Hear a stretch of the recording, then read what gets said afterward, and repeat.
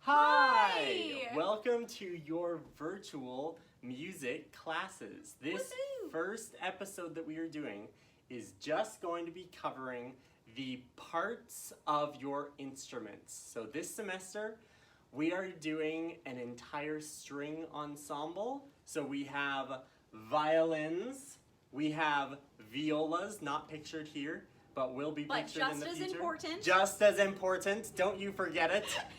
And of course, we have the cello. We are going to have Miss Julia, who is a magnificent violinist, walk us through some of the parts of our string instruments. So, Miss Julia, can we start at the top of our instrument and work our way down? We sure can, Master Taylor. Okay, so for the first part, we're gonna put our bows to the side so we can just look at the instrument itself. When we first look at both instruments, they look fairly similar. Really the only difference at this point is the size. As you can tell, we're gonna have our violin being our smallest instrument, viola is going to be our medium instrument, just a little bit bigger than a violin, and the cello obviously is much larger. But for the basic anatomy of the instrument, they are relatively similar. So, starting the very, very tippy top, we got what our little knob thing on top. Call this the scroll. You can tell because it kind of looks like a scroll that's all rolled up, as you can see. So that's why it's called the scroll. It's the head of the instrument. Moving down a little bit, these are called tuning pegs. They help the instrument to be in tune. You guys will most likely not be using these guys all that much. We have a different way for you guys to tune, but just so you know, these are big determiners of what each string sounds like. Continuing on down, this whole section right here is called the neck. So obviously the neck on the violin is going to be a lot smaller than the neck on the cello. That's a quite sizable. Large neck. Yes. We got our little tiny guy here. On the neck, there are 2 or 3 different parts we want to mention. First, we got the neck itself, the back of the neck is different. As you can see, it's a different color than this black strip right here. We call the fingerboard. And the fingerboard, right, you guessed it, is where you put your fingers. Wow, what a concept. But when we hold our violin, it's going to be, you put your hand on the back and your fingers on the fingerboard. Fancy that. On top of the fingerboard is one of the most important parts of any stringed instrument, the strings. Crazy, I know, but yes, so our strings are what is actually making the instrument make noise. Obviously there's a lot that goes into how the noise is projected and all that, but if it weren't for the strings, there's no music coming out of these things. Exactly. So yeah, strings, very important. Moving on down, we got this whole part is the body of your instrument. So you can see that the fingerboard and the body kind of overlap, but there's a little gap in between. But this whole main part is called the body. On the body, we have, again, a few different parts. First, we're going to start with this funky looking piece of wood right here. Be very gentle with this because it is very fragile. It is called the bridge, and it holds our strings in place. And it's very fragile, so we just want to make sure that we're really careful with it. Moving on, these holes right here, if you notice, they kind of look like the letter F, hence we call them F holes. And that is where the sound actually projects from. So the string is how you get the different pitches and the different sounds, but the F holes allow the sound to come out so that everybody can hear your beautiful music. So next, moving on down, we have this piece right here, this long piece. It's called the tail piece. You can kind of tell because it's at the bottom of the violin or the cello or the viola where a tail would be. Imagine that. Exactly. So, tailpiece, on the tailpiece, it's kind of hard to see from there, but you have these guys, and these are called fine tuners. So these are what you guys are going to be using to tune your instruments. And as you can see, both instruments have them. So no matter what instrument you're playing, these guys are going to be your best friend for getting your instrument in tune. After that, we separate a little bit, violin and viola versus cello. There's a couple differences in how you hold the instrument and tools in order to make that a little easier. So first, starting with the violin and the viola, obviously I have a violin here, but the viola is the same, just slightly larger. So our violin and viola have this piece here. This is called the chin rest, where you put your chin when it goes on your shoulder.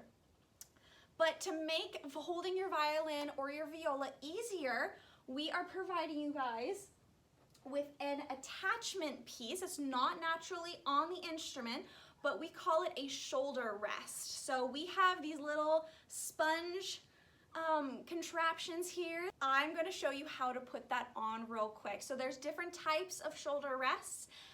These are the ones that we're using, and we're going to attach them with rubber bands. It's simple but effective. So let me show you how to put that on.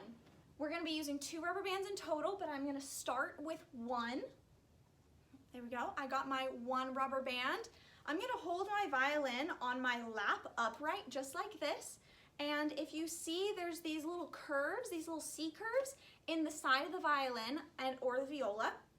I'm going to take my rubber band and I'm first going to hook it on the bottom edge of that C curve, and then I'm going to pull it around over the chin rest and hook it so it just goes diagonally like that, kind of crosses over the tailpiece. Then I'm going to take my second rubber band in the other hand, and I'm going to do the same thing on the other side. So I'm going to hook it on the bottom of that C curve, and I'm going to pull it over the chin rest and cross it over, kind of straighten it up so it looks nice. And as you can see, when you know you have it right, it's an X on both sides, and it's secured down there so nothing's going to slip. Then what I'm going to do is I'm going to take my shoulder rest, and it's going to be inserted right in the middle of these guys. So how I want you to do that, it's going to be a little difficult to see on here, but I'm going to put my violin like this on my lap so that my legs are not crushing my bridge or my fingerboard, because remember, those pieces are very delicate. So we want to be sure to be really careful. So I'm going to put my instrument on my lap very gently, remembering not to crush anything. And then I'm going to take my shoulder rest and lift up my rubber bands and kind of just stick it in there. And then when I have my finished product, my shoulder rest is snugly on the back of my violin so that when I put it up, it sits beautifully and I'm ready to play. Now, Master Taylor is going to show you how we hold up a cello. So, the cello is obviously a much more sizable instrument than the violin. So, as fun as it would be, we are not going to try and play it like so. We are going to sit with the cello. Now, way back when they were still developing the cello, they used to, these C curves that you see, you would actually straddle the instrument between your legs, and those little C curves would kind of sit right there, and you would hold it up by squeezing your legs to hold the instrument, and then you would play from there. But as we went, people started wanting to play music that required a little more agility to move the instrument around.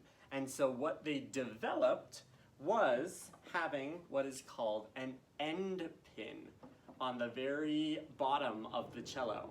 So This end pin has a little screw right here to tighten and untighten it. You can untighten it, and then this just, let's see if I can hold this, pulls out like so. And what you do is you pull it out to a length, and what I've seen is that it's typically good to have it at about a hand's length. So you pull it out like so, you tighten it so that it doesn't slip back in, and then when you put your cello down to play, when you're sitting at a proper chair that is at the right height, your cello will now be at the proper height to play from there. And that is the only extra piece that we have on the cello. Remember that viola and violin are going to have the exact same setup, working with the chin rest and the shoulder rest. So, of course, with all of these instruments, these are what we call bowed string instruments, meaning that instead of plucking the strings, though you can do that, you play these instruments with a bow. So all of these instruments have slightly different bows. So for instance, if we compare a cello and a violin bow, you'll notice that the violin is just slightly longer. It's a little bit taller. And it's, in general, a little bit slimmer than a cello bow. And that's because the violin bow needs to be very light and agile because it has, because you need to play very fast with it. And with the cello, you need a little more weight to get your strings vibrating. So it's a little bit larger. Now, the nice thing about this is that all bows, regardless of their size, are set up the same way. So we're going to work through the different parts of the bow, starting from the very top, which we call the tip. So this is the tip of your bow, and we will refer to this very often because you will sometimes be required to play near the tip. So this would be the tip. Now, working our way down, this whole length, the wooden side of your bow, is called the stick. So we have the stick is this whole length all the way down to here. Now, the other side of this we call the hair. And yes, it is typically real hair. And typically it is horse hair that we have coming along here. Sometimes I believe you can get synthetic versions of it, but often it's horsehair, right? Yes, so most of the time it is horsehair. There are some synthetic hairs, but typically it is preferred to have that natural horsehair.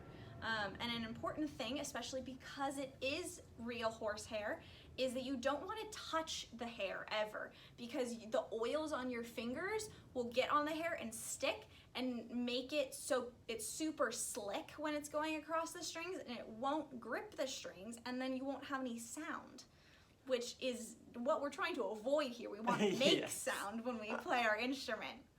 Yeah. So again, fingers not touching hair. Exactly. So that's even when you wash your hands, you still have oils on them that are just naturally there, that are good for your skin, not good for the bow.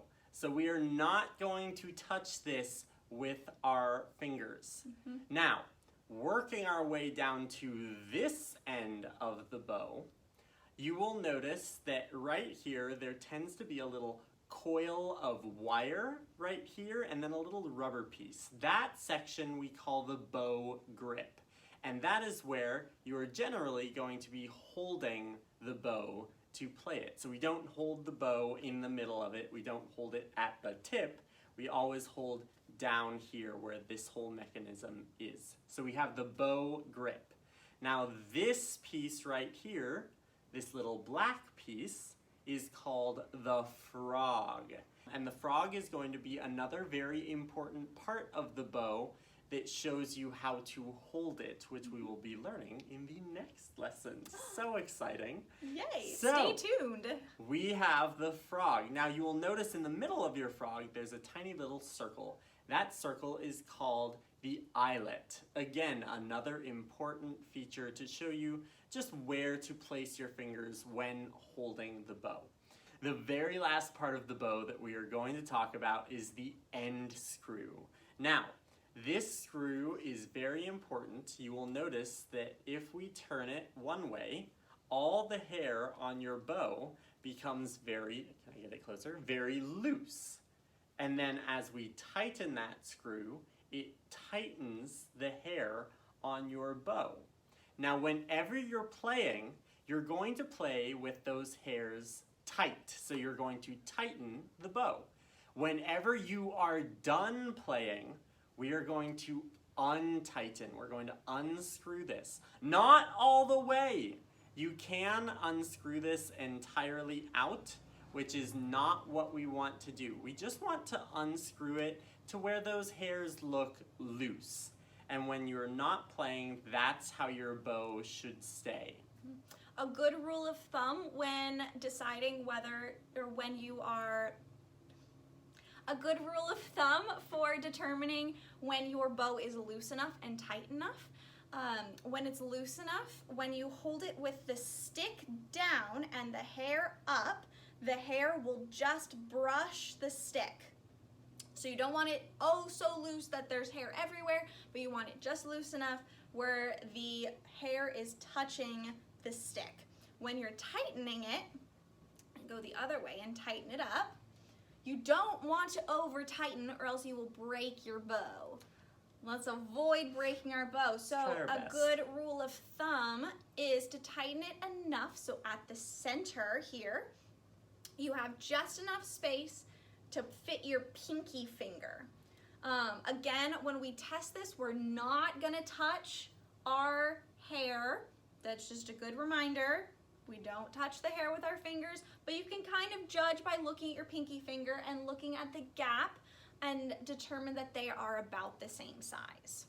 All right, so this concludes our very first lesson, just introducing you to the parts of your instrument.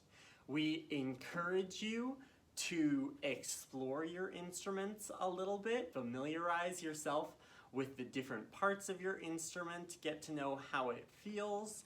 In the next lesson, we are going to be showing you how to hold your instrument, how to hold the bow, and how to start practicing some very basic bowing techniques. We want you guys to explore these instruments and find out what they sound like and all of the above, but just a quick reminder to be very careful with your instruments. They will break if you are too rough with them, and we don't want that. That would not be so fun because then you won't get to play your instrument. So in order to keep you guys having fun and keep us having fun teaching you, please be careful with your instruments. Thank you.